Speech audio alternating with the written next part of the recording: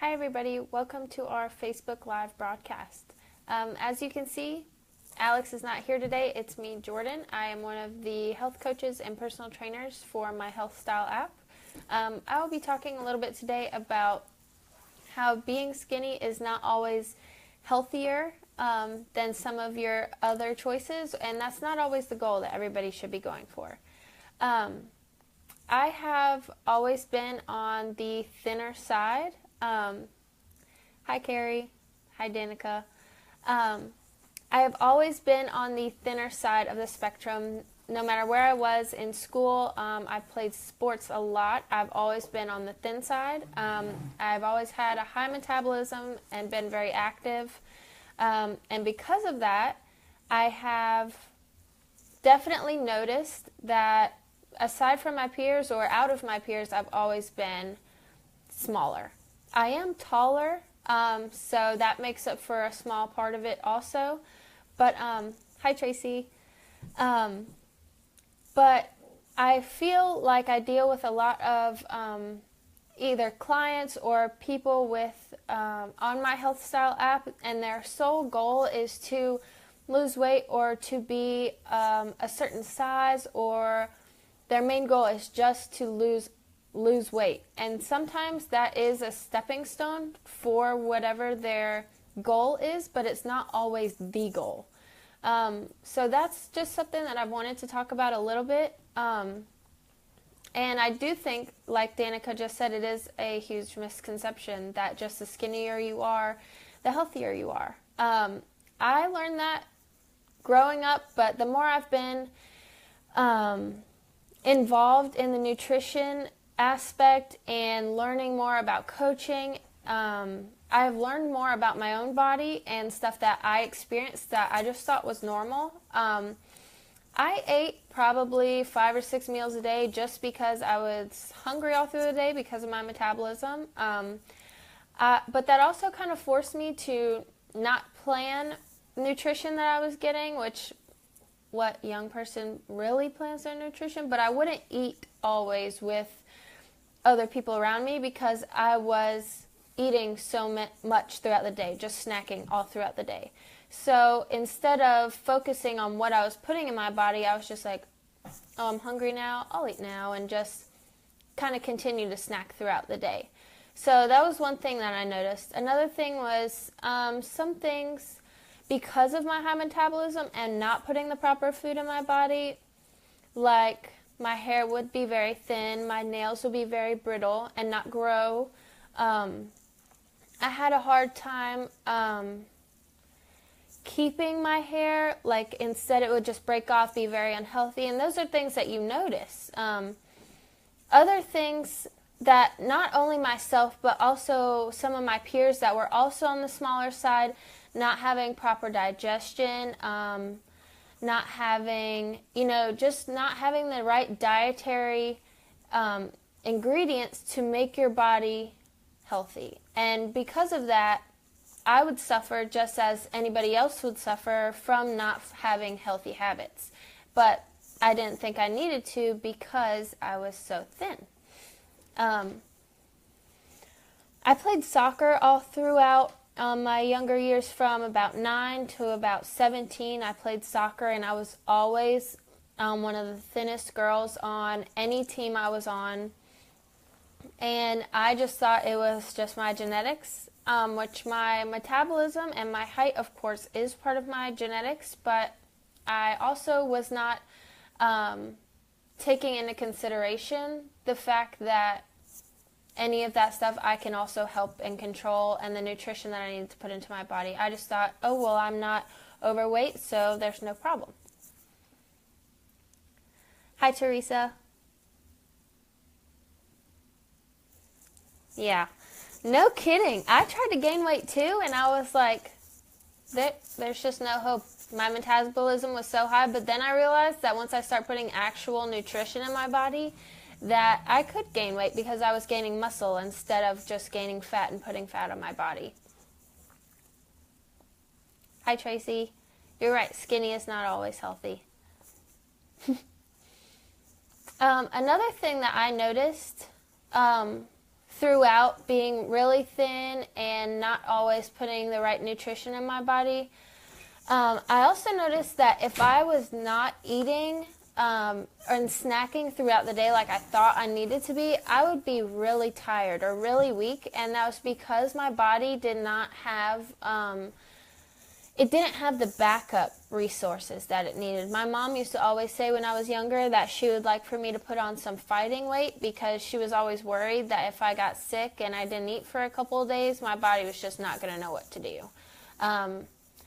Right now, I think I'm right about 5'7", 5'6", 5'7", and I feel like I'm at a much healthier weight than I have been in the past. And that was not through, in the past, any dieting or me, wanting to be skinnier. It was me knowing that naturally I was on the thinner side and just thinking that I could just kind of roll through with it. And I quickly realized through, especially with a lot of the research and experience that I've gained with my HealthStyle app and with the personal training and coaching, that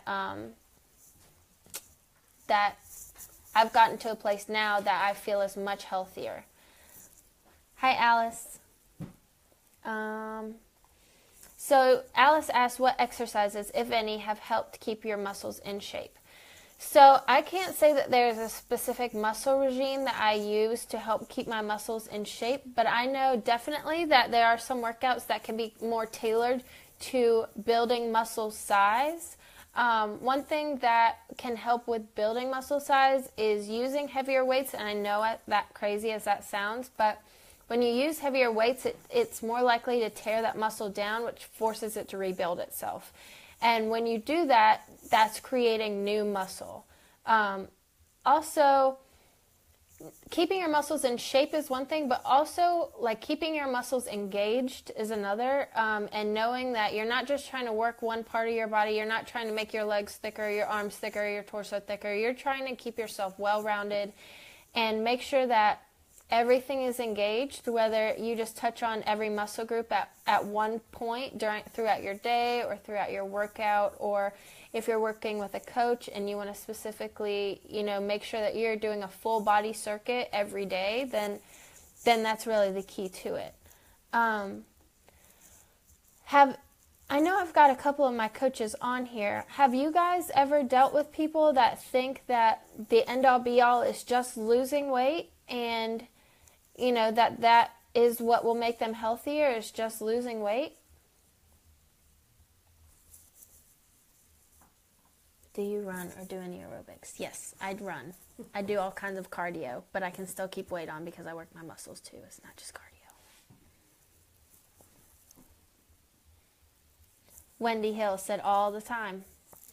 And Danica said absolutely. Yeah, so people think that because size is so dramatized every day, and it's always like you're on the obese scale, you're overweight, or you're thin or underweight.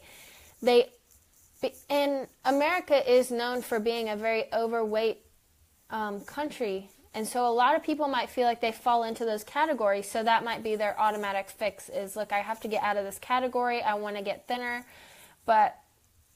And some people do unhealthy ways, or have, little tricks that they've found or seen on social media that they think is going to help them lose weight quickly to get them out of wherever it is that they are and put them in a more comfortable zone. But some of those social media ways of losing weight are not always healthy for your body, or even really, like, they're almost comical with, if you actually know your body and know about how your body works, then you would see some of these things that are on social media, or that some personal trainers via any sort of website or social media also might say, oh, this will make you lose weight within 2 weeks, you'll lose 10 pounds, and that is really just not healthy and not a healthy step.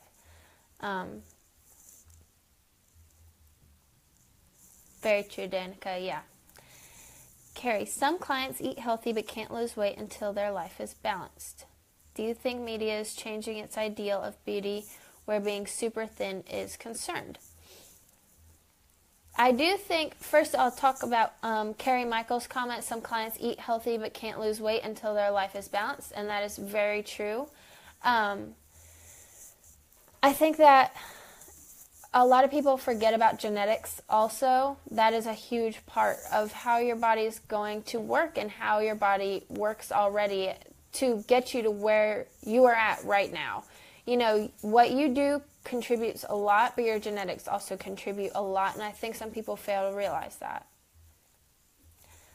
Back to what Alice said, do you think media is changing its ideal of beauty where being super thin is concerned?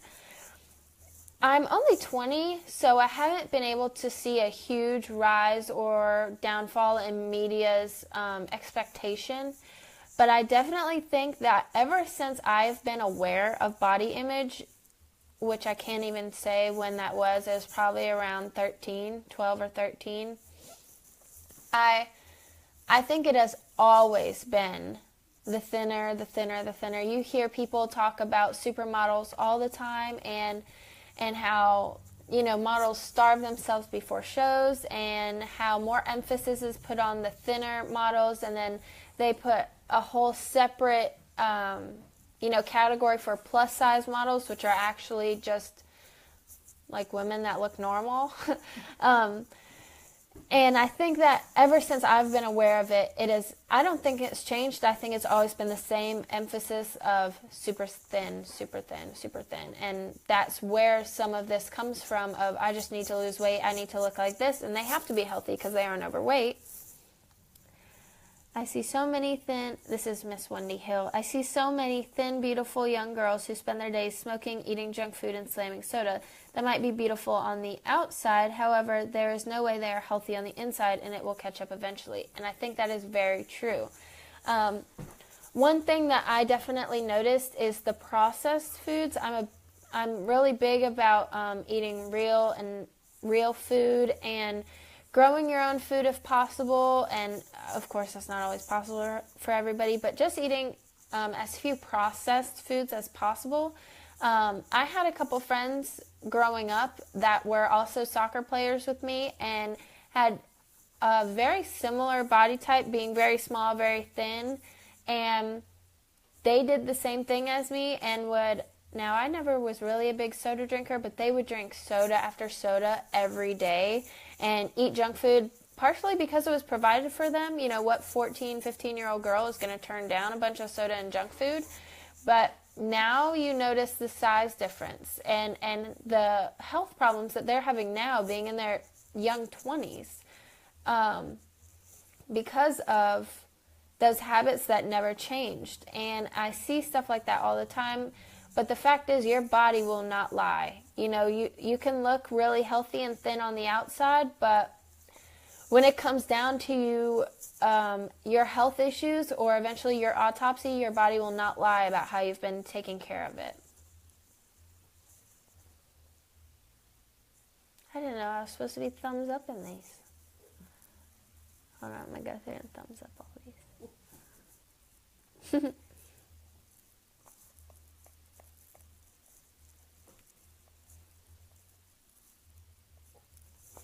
When you guys have had experience with clients that just want to lose weight, do you think that there's anything else that they are worried about? Or do you think it's just their goal to get out of a category? Do you think that categorization of the underweight, proper weight, overweight, and obese categories is kind of making people just see that as the only thing that they should be worried about?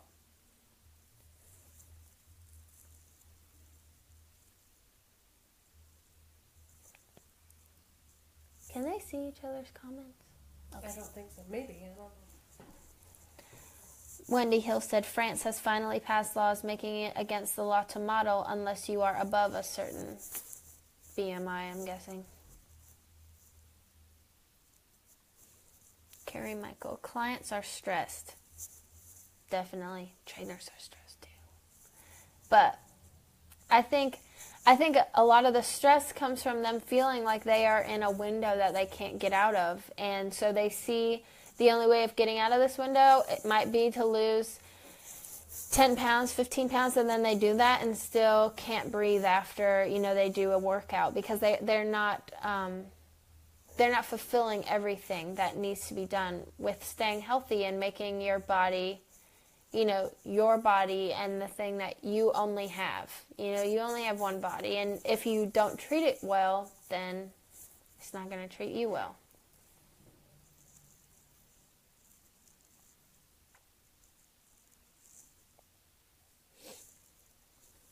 Alice Fuller. The young man who died from caffeine overdose a few weeks ago was so avoidable. What role does caffeine play in weight gain? So that's that. Caffeine isn't something that I'm super knowledgeable about. I know that caffeine, first of all, it can be addictive. So that's one thing that might contribute to some of the soft drinks. But as far as actual caffeine and the weight gain, I know that there are caffeine pills or weight loss pills, and they always try to increase your heart rate or increase your metabolism by using caffeine, and doing so unnaturally, I personally don't think would be a good idea. But I've never experienced or had experience with such weight loss supplements or anything like that uses a caffeine booster. So I don't think I could say, a major role that caffeine plays in weight gain or weight loss.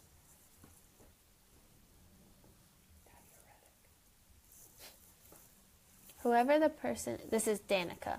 Whoever the person needing to lose weight or gain weight, there is always so much more to the healthy lifestyle that many people don't understand. Stress management, sleep deprivation, unhappiness, lack of self-care are all a part of being unhealthy. That is very true. That is very true. You have to, it's kind of like with anything that you do,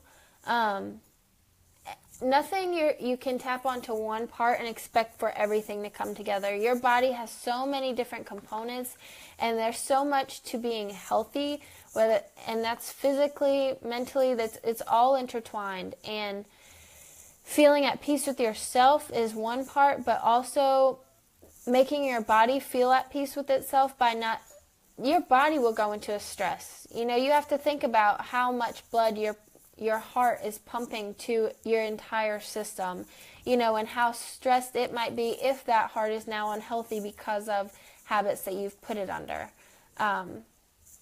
Teresa, Danica, totally agree with you, and most people don't realize this. The stress in our lives is so much part of this, and that is very true. Very true. I think that if you guys don't have any other questions, I am going to wrap up this live broadcast, but I hope you guys enjoyed it, and I think Alex will be back next week for our Facebook Live broadcast. But if you have any questions, feel free to reach out to any of our coaches from My HealthStyle app. You can reach us on our Facebook page or our Instagram page or our Twitter page, all at My HealthStyle app. And I hope that you guys have a great night.